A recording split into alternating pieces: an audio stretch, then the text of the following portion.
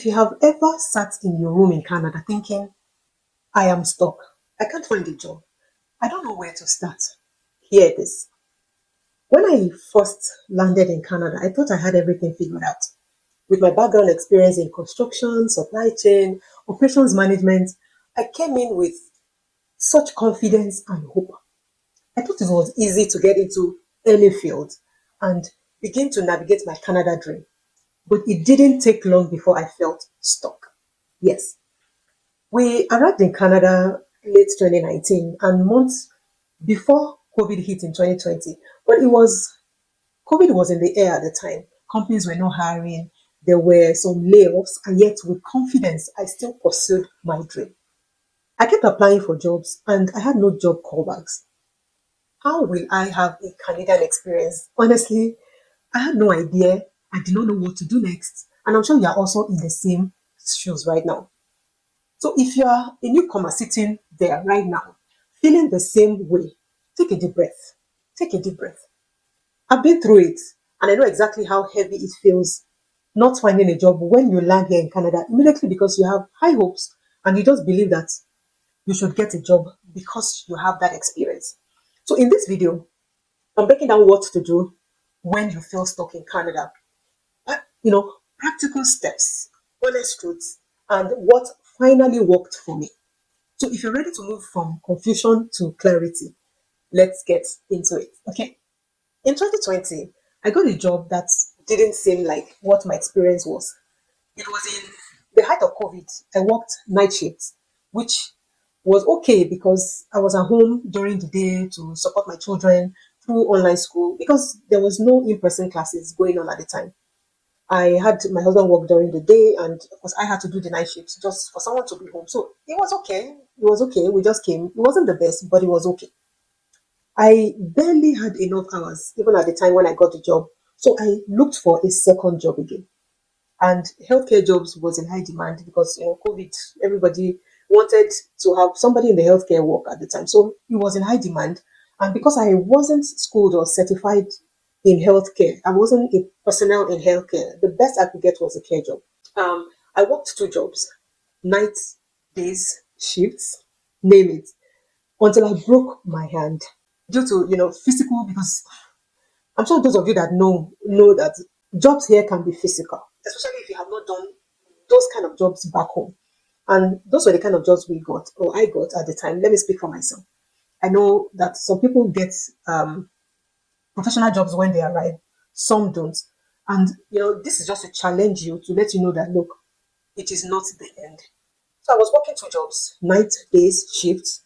I broke my hand, and due to the physical nature of one of those jobs that I did, I was wearing this arm guard in my hand, and I couldn't really do that work because it was a physical job. So I had to quit. Backtrack to while I was at these jobs, I was actively applying for my professional job in my field. I had many emails that came in. They were flooded with rejection emails. Thank you for applying. We moved on with the next candidates. We keep you in the pool. Those kind of emails that you receive. So I got more confused at what I was doing wrong, but I had no clarity. Of course, don't forget the culture shock as a new immigrant. The weather is there, understanding the language, those small talks that you have, and so many other things that became so strange to me, but forcefully I had to adapt into. In all of this, I remained positive, and I told myself, this is not the end. It's just me rebuilding with the right tools, knowing that is the beginning in another phase in my life. So I kept being optimistic, being focused at what I do. So this is why immigrants get stuck. One, lack of Canadian experience is one that can quickly be gotten through volunteering. If you come to Canada and you're an immigrant and you're looking for Canadian experience, typically most jobs want you to have that experience. And if you don't have it, you probably will get those experiences from working in maybe care jobs, working in the grocery store, working in those fast food joints, or some of these other kinds of jobs. But I know that immigrants typically don't want to do those jobs. But part of the Canadian experience that they're looking for is you building skills, working with other people. How do you relate with people? They want to know how your interaction is with other people that you work with. So these are just ways to build that experience. Apart from your exact skills that you're looking for in the role, you need to build those other soft skills, right? Apart from the hard skills that you need or the technical skills in those jobs, you need to build other soft skills that helps in your relationship with people that you work with. So immigrants don't like these jobs, but if you have opportunity to pick them up, please do, because it will also help you with that soft skill in the experience. And you can always get references from where you work, because it's also one part of where we get stuck as immigrants. Thankfully, there are so many programs here in Canada, and one that jumps right to me right now is SIA, which is the Saskatchewan Intercultural Association, and they are here to help newcomers. I know that they promote intercultural understanding and the retention of cultural identity and language to fully include newcomers and indigenous people here in Canada. Because I know that immigrants, when they come, they probably have this language gap. The barriers are there; they can't communicate easily. So you have to do some of these tests. I know in Open Door Society you have it. They also have it in. I'm talking about Saskatchewan right now. The International Women of Saskatchewan, the IWS. They have all these programs that also help to incorporate newcomers into, just getting a job, getting a climb into the society, and helping you to be a better version of yourself, to step into that workforce. So they have programs, employment programs, youth programs, settlement services programs that help new immigrants. They also have programs like their mentorship programs that helps immigrants get into their fields of experience. And this is not automatic, by the way, but however, if you qualify, you get put in that field of experience and you get placements. You get paid for those placements throughout the duration. And you might stand the chance of being retained in that company. If the company, for instance, aligns with your profession and you feel that you want to continue there and you've really done a good job with them, there's a possibility, if there's an opening before you finish that program, that they might just absorb you. So that is one way that you can also get that experience. And I also talked about volunteering. You can do volunteering anywhere. There are so many places that you can even volunteer in companies where you feel that you want to work. You can write to them, you can walk in there, you can ask them that, look, you are trying to build experience here. You've been looking for a job, you probably don't find it, but you are ready to volunteer your services here for a pretty short period of time so that they can test you, they can see that, yes, you have these skills. And you never know, this can give you an opportunity to even come in, even if it's at a temporary employment status, just to step in and, just begin to work. So this is another way. And there's so many other places that you can, I've done a video about that. So you can check out that video from all the videos I've posted in the past. In essence, what I'm trying to say is that there are hidden jobs that are not posted. And you need to know that some of these jobs, it does not apply to all the jobs now, but some that even get posted are just there to fulfill recruitment requirements. So they are not actually that they are looking for someone to hire from outside. They might just already have someone inside that they want to move into that role. Companies would decide to pick people from within and push them into those roles that they feel, because they've had the experience, they've been growing over the years, they will push them there. And then maybe those lower jobs or those new jobs, they open it up for other people to come in and begin to grow from there. So within those organizations, there are internal applications, right? Or people that are suitable for those roles, and they get moved into those positions quickly.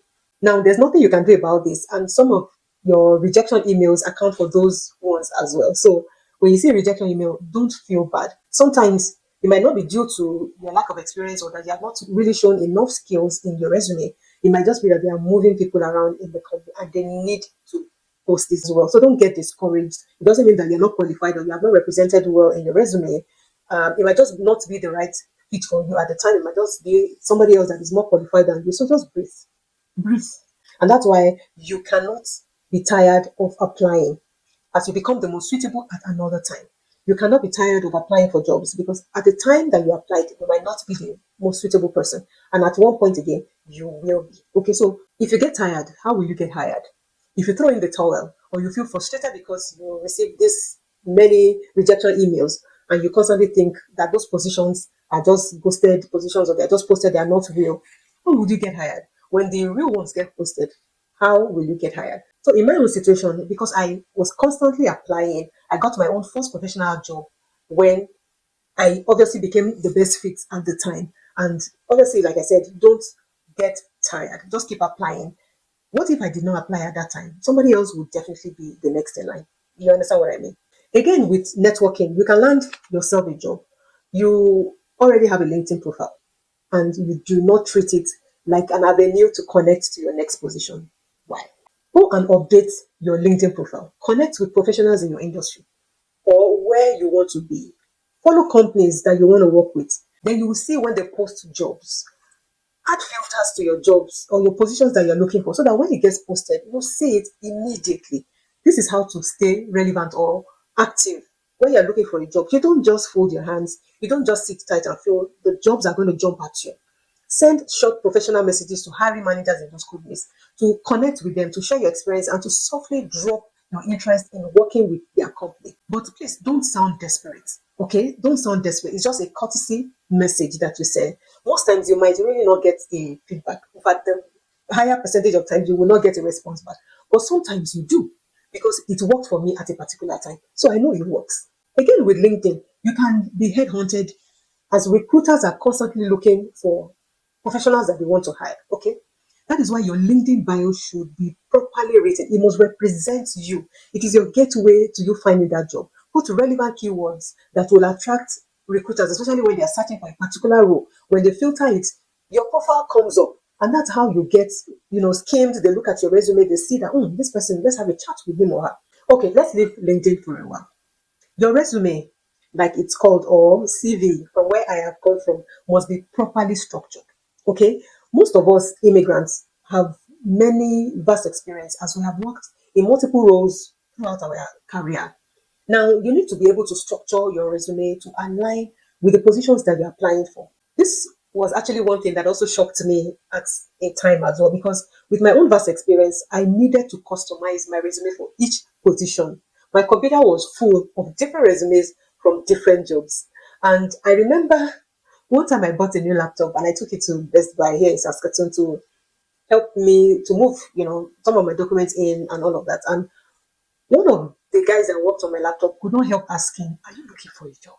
Are you looking for a job?" Because this resume that I saw here, they are a lot. And I said, "Yes, I'm new." In fact, I think I spent maybe 1 or 2 years. I can't even remember. But yes, there were a lot of resumes because we have to customize our resume per the positions that you're applying for.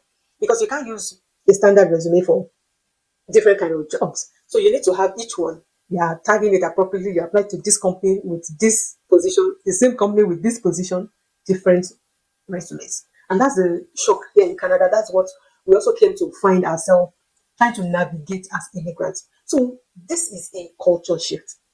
Customize your resume. We have the transferable skills. Tailor your resume to align with the job. You know that the kind of jobs that you did back home have a particular job title. And if you use the same in one of the jobs that you're trying to apply, you will probably get recruiters confused. So part of what this does is to also help the recruiters. So you need to customize your job title and your resume to align with the Canadian style. So your resume is to help both of you. So you need a job title to align with the Canadian job title. And they can also vary based on the positions. For instance, if you are applying for a business analytics position, you can find posted jobs like you can find business development analyst, business process analyst, project analyst, operations analyst, and so many of those analytic roles. But it doesn't mean that they are so technical in that sense. But you need to further now deeper into the job descriptions to see are they something that I've done or something that I will be able to do, if that makes sense. So immigrants also get stuck or they struggle with housing, networks, and the references that they need to put in place because when they come here, they don't have help. They don't know anybody. There's nobody that has helped them.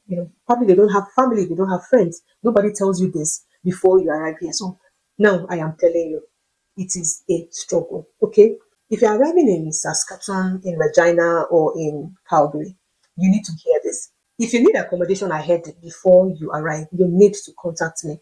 I offer a service that supports you with finding accommodation. So to find a place to stay can be a very difficult thing for new immigrants, even for those that are moving from province to province. If you really do not have somebody to help you, you'll probably be falling into a scammer or you're falling into hands that would into someone that will deceive you. But you need to settle your accommodation because if you move in, you need to find a place to sleep. So you don't want to also waste money on like paying for one Airbnb after the other because you still cannot find a place when you arrive. There's a tenor or how the accommodation works here monthly in Canada. And sometimes you can still get mid-month, but it also takes a process. And then there are requirements that you need to fulfill for you to get your accommodation sorted out. So if you need to settle this accommodation before you arrive, please send me an email, flookiesden@gmail.com, or send me a message on my Instagram handle. We can connect from there and take it up from there. I will offer you a first initial clarity call to understand your needs, your family size, see how I can help you to proceed. Because if you don't fulfill all the requirements that are needed for accommodation, then I would save you the time to not waste our time. Because you don't want to waste money, I don't want to waste my time, I don't want to waste your own time. Because you need to be approved. If I know that you won't be approved based on the requirements that you do not have, then we can just say bye. You can find how to sort it out yourself. But if you need a hassle-free experience, I am here to help you. I have helped over 50 immigrants, both single and families, with this service.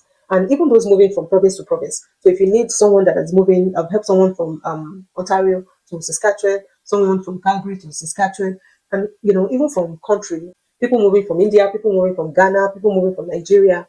So you're in good hands. Please, you can check my videos, for testimonials and reviews. Even on Instagram, I try to post reviews, but many of these immigrants don't want to be filmed, unfortunately.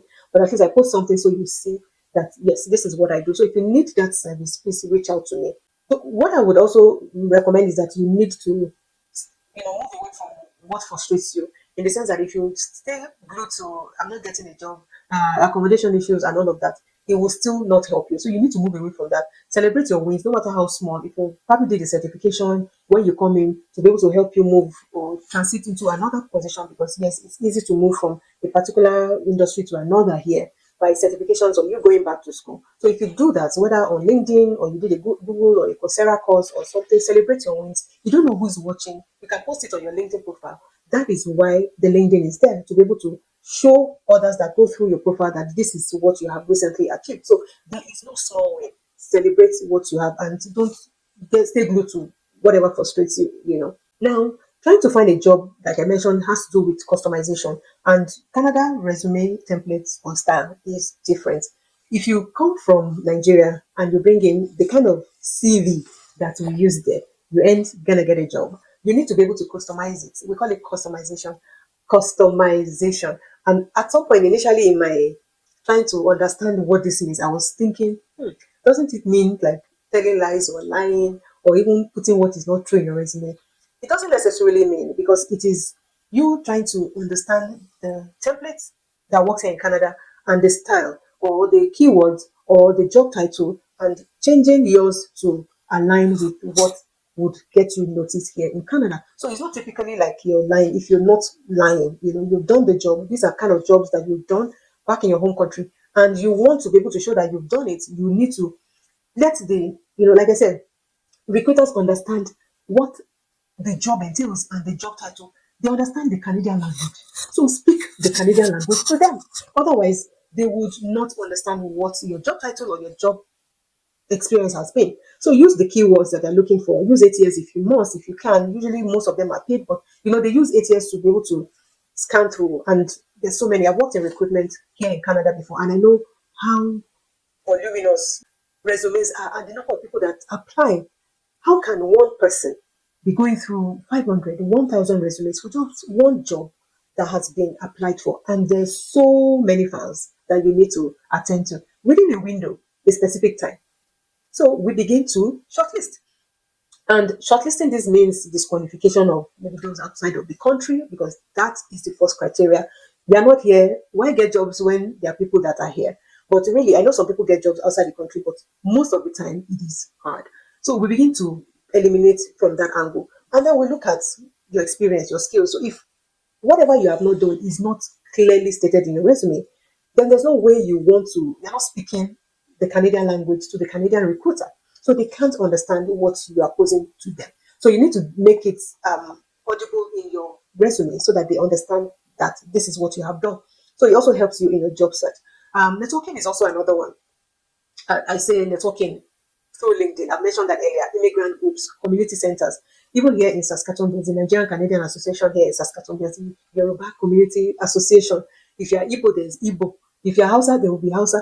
If whatever you are, join these networking communities. Even there, if you are someone that likes to start a business, there's also the business community whereby they share so many things. You can also post about your business. Some of them have now started taking like membership fees and all of that, just to keep it going and make it more authentic and real.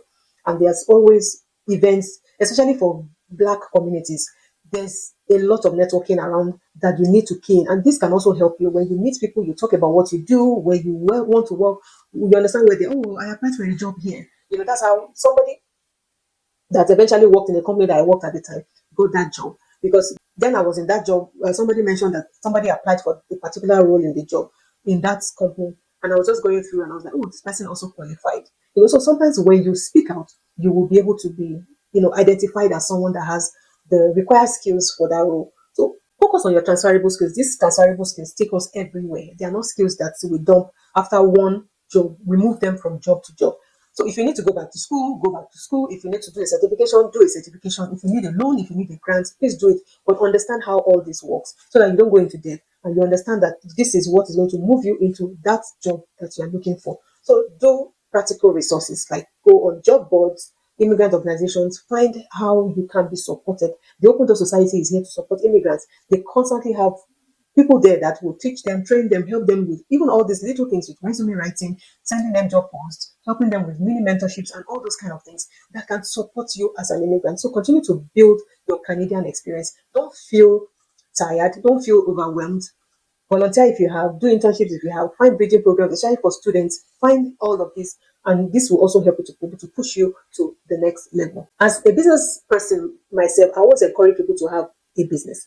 It is also something that is good. It's good for you to have your 9 to 5. It's also good for you to have a side hustle or a business, something that also pays you while you sleep or that also comes out of your skills and experience. For instance, if you have an experience in something, you can always become a tutor in that particular field and begin to teach people more about that.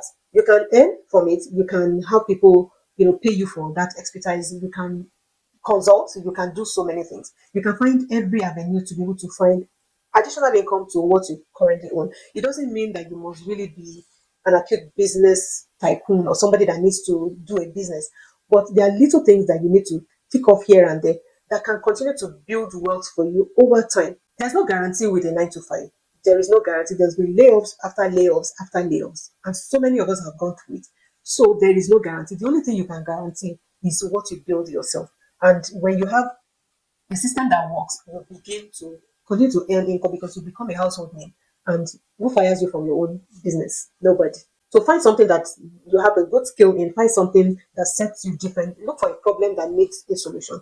Find your skill first. Look for a problem. Somebody has been asking you about something constantly. It's like me finding accommodation for someone. That is something that constantly comes to me. Then I built a solution around it, and now I can earn income by finding accommodation for new immigrants. Find something that is that you can solve, that is a solution to a problem, and then you can begin to build wealth from there. Now, let me say a bit more about the mentorship program that I have when I talked about immigrants with settlement concerns and resume concerns. So I have this mentorship program that I started, and it is called the Arrive and Ascend Mentorship Program. Now, if you're listening to this and you're thinking, I get it, and I still don't know where to start, okay? I have built a program that I've created and I call it the Arrive and Ascend program. It's a mentorship program for immigrants and professionals abroad who want to settle smart, get hired faster, and grow with confidence in the new country that they moved to, like Canada. So this I have built for newcomers like you.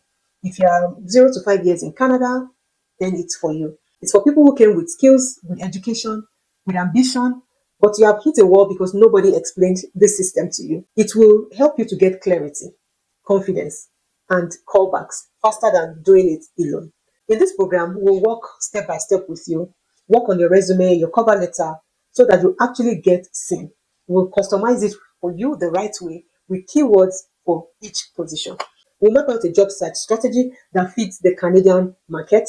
We'll revamp your LinkedIn profile, practice interview skills so you don't second guess yourself, and give you templates, trackers, resources so you don't waste time just guessing. More importantly, you get mentorship and support from someone who has done this before and will help you to find easy settlement and confidently get the right jobs. So in this program, we'll have a 6 weeks guided mentorship program, live coaching sessions. There will be templates, like I mentioned, that will be given to you. There will be assignments. There is a private Telegram group for check-ins. There will be office hours, Q&A drop-ins. If you have any questions within the program that you need clearance or anything about, you will be able to drop it in that Telegram group. So most importantly, we work on your mindset, which is building confidence, giving you self-worth, knowing that you are able to achieve what you want to achieve. So if you want to join this mentorship program, just send me an email, flookiesden@gmail.com, or drop a message in the description below, or just send me a message on my Instagram handle, flookiesden. You will get a response back. Okay? And if you say you don't want the mentorship program and you just want to revamp your resume, your cover letter, or just those basics, we can also do that for you because we have a service that covers that as well. So remember that you are in a transition. Every step you take builds your story here in Canada. Don't get overwhelmed. Don't get frustrated. You are in a journey, you are transiting, and you will eventually get the final result that you desire. If this video has helped you, please hit the like button so many newcomers can find it. And if you're new here, please go ahead and subscribe to this channel. I share real conversations and resources to help you settle, find work, build a new life here in Canada that you will love. Thank you so much for watching, and see you in my next video. Bye.